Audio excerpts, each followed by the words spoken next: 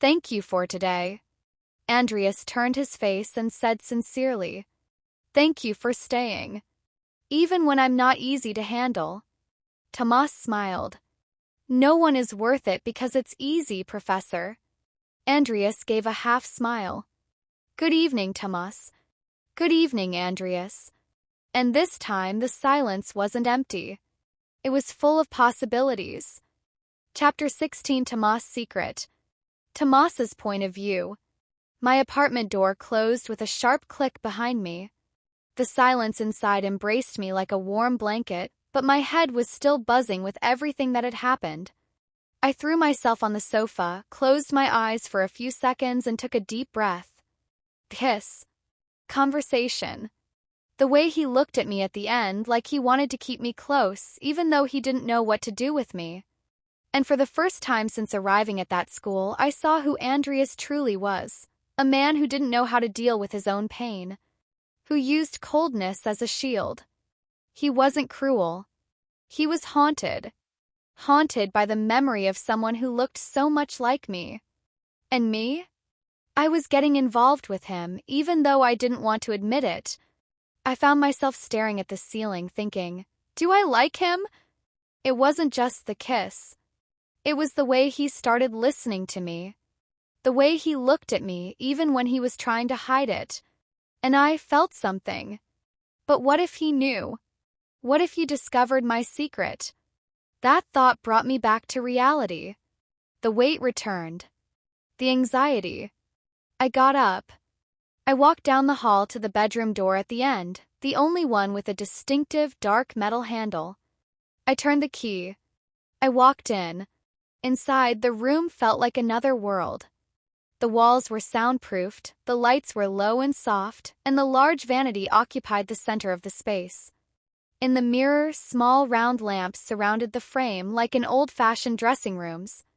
I sat down in the navy blue velvet chair and carefully opened the drawer. The socks were folded perfectly. Clothes were organized by color and texture. And there, in a special corner, the black wig, smooth and flawless, rested like a character waiting to return to the stage. Across the room, a professional camera stood ready. LED lights were already positioned. On the tripod, a tablet displayed comments from eager followers. I took a deep breath. This wasn't just a game. It was my refuge. My escape. My way to pay the bills. But also my place of power. There, no one called me weak. Nor strange. There, I was desired. Admired. Applauded. There, I was not Tomas Brand, the humiliated assistant. There, I was the most loved femboy on the platform. I put on long stockings, a short ruffled skirt, and a collared blouse with a bow at the neck. I carefully put on the wig, adjusted my bangs, and applied a little lip gloss. Finally, the mask. Covered half my face, only my eyes were visible. Anonymity was essential. Before I started, I looked at myself in the mirror. It didn't look like me anymore. And, in a way, that's what I needed. I sat in front of the camera, positioned my phone to view the photos in the private gallery, and with one click, the live stream began. Typed smiles. Flying emojis. Usernames calling me goddess, little angel. And all I could think as I pretended to flirt with the camera was, what if he finds out? Would Andreas look at me the same way? Or could it be that this secret would make me lose the only look I ever truly desired? Tomas's point of view. Camera's red light came on with a barely audible click. The live stream had begun. On the screen, comments poured in like a flurry of excitement. Hearts, emojis, exaggerated compliments, it was always like that in the first few seconds. I was used to it, but inside I never stopped feeling a strange warmth. It was like going back to a place where no one knew my real name, and yet everyone wanted to see me. Hi, my dears. My voice came out soft, sweet, almost childlike. A tone that wasn't part of my everyday life, but it was natural there. Part of the character. There, I was Adonis. A name stolen from mythology, But here it belonged to a gentle boy with a velvety voice and a gaze that toyed with innocence and provocation. Not a god of raw beauty, but of irresistible sweetness. I straightened the black bangs on my wig, pulled one of my stockings up to mid-thigh, and smiled for the camera. "Did you miss me?" Because I did, I blinked slowly, just to see the reaction explode in the chat.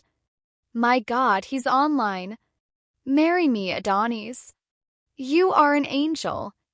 I spent everything I had just for this." A notification rang. A generous tip had been deposited into the platform account. Soon after, another. And another. The number of viewers was rising rapidly. My phone, discreetly clipped to the monitor, displayed the donations in real time. Some came with messages. "So you can buy more cute socks? That smile is worth every penny. You saved my day, Adonis." My body relaxed.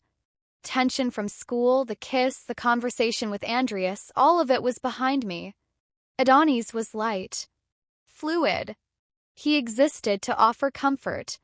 He was kind to strangers. He blew kisses to strangers with usernames like SirDaddy93 and Cheramachi. You guys are so sweet to me. Seriously, I don't even know how to thank you. I touched my lips with my fingers and blew a kiss to the camera. The chat went crazy. It was a game. A silent dance between me and hundreds of invisible faces. I knew what they wanted. And I knew how to give it. But today there was something different about me. My smile wavered between genuine and forced. Behind the sparkle in my eyes and the high-pitched voice, there was another presence in my mind. Andrew. I wondered for the first time how he would see me like this. Not with judgment, but with curiosity. Or fear. Or desire. I shifted in my chair, pulled a pink pillow onto my lap, and hugged it, resting my chin on it.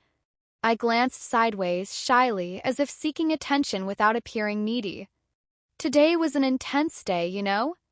But you always make everything easier. The money kept coming in. But I wasn't even paying much attention anymore.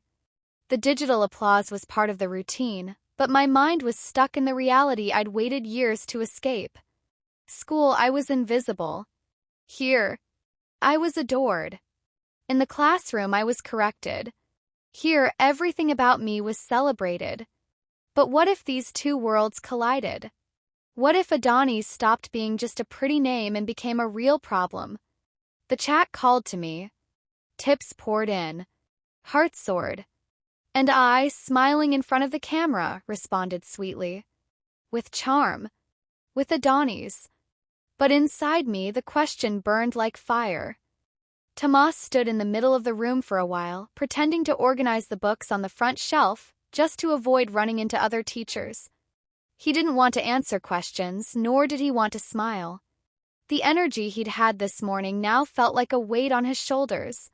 At one point, Professor Lucas, the same one from the bathroom conversation, entered the room and glanced quickly in his direction. He noticed something. "Is everything okay, Brand?" he asked casually, but with that tone of someone who knew he wasn't. Tomas forced a smile. "Just tired."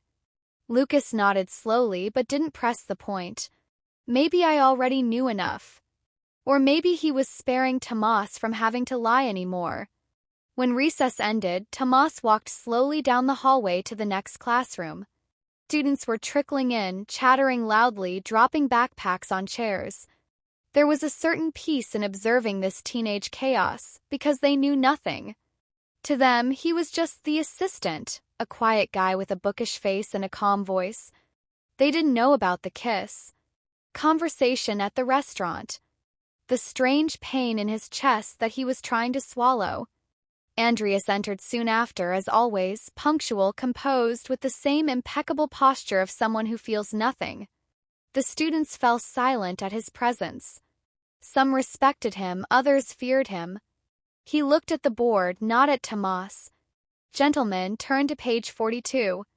Let's continue our analysis of the text."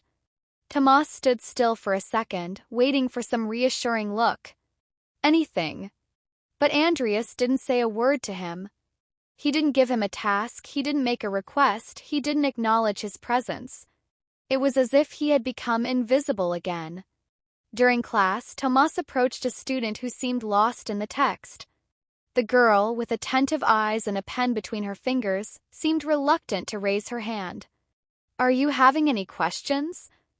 Tomas asked gently, bending down to speak to her in a low voice. She nodded, and he began to explain the passage, pointing out key verbs and using simple examples. When he finished, the girl smiled in relief. "Now I understand." "Thank you, Professor."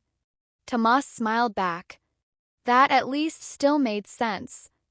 But as he stood, he felt Andreas's gaze on him, quick, hard, as if he'd spotted something amiss. Tomas looked away. Again, no words. No scolding. But also no acknowledgement. At the end of class, as the students filed out excitedly at the bell, Tomas gathered papers from the back of the room.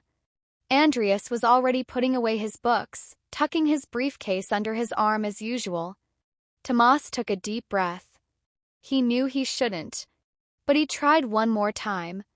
"If I've done something wrong," he began, his voice controlled, "I'd rather you told me." Andreas didn't even stop arranging the books. "I've said what I had to say.